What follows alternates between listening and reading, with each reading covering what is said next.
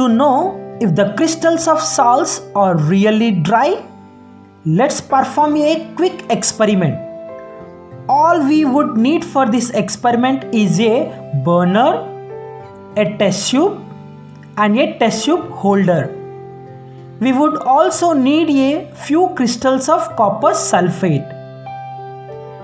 Before we begin our experiment, could you tell me the color of the crystals? Yes, it's blue. The crystals look dried, don't they? But are they really dry? Let's find out. Now let's add these crystals in this dry test tube and heat it. What do you notice after some time?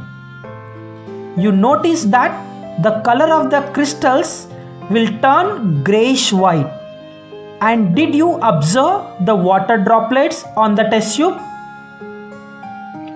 Why does this happen?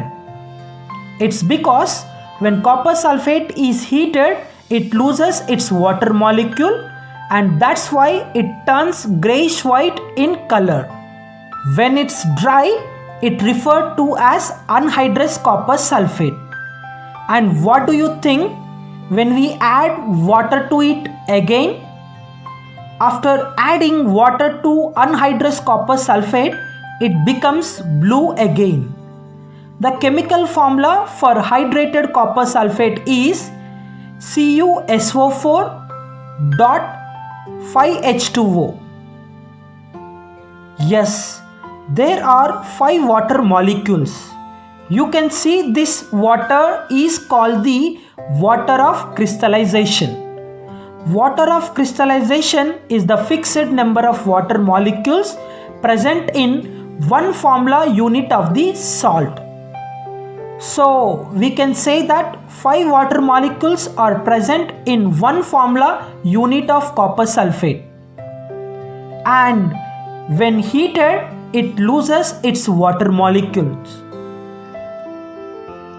Another example is that of ferrous sulfate. It has a green color due to the presence of 7 water molecules in it. Though the crystals look dry, they aren't really dry. Another salt which possesses water of crystallization is gypsum. It's a hydrated salt of calcium and its chemical formula is CaSO4.2H2O. What is it used for?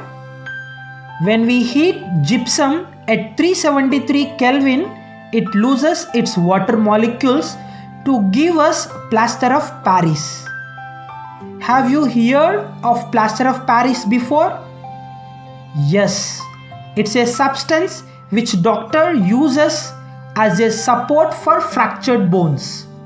It's also used in the construction industry and in making casts for statues and also making designer for ceilings.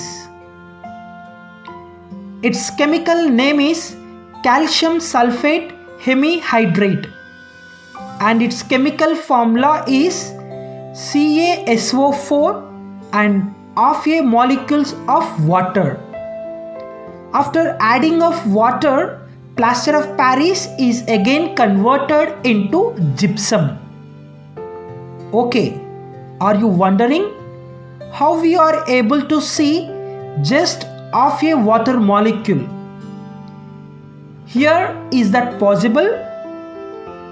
It's written like this because 2 formula units of calcium sulfate share one water molecule.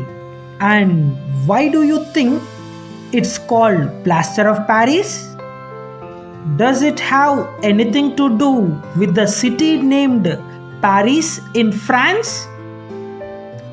Plaster of Paris was first made many years ago and has been used by ancient Egyptian and Roman civilizations.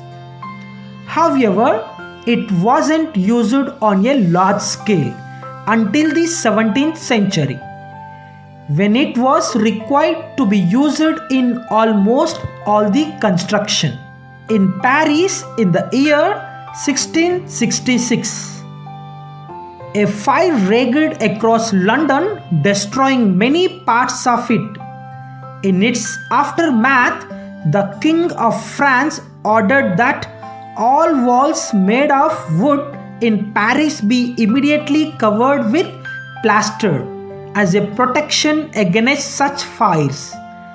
This resulted in large-scale mining of gypsum, which was available around Paris in huge quantities.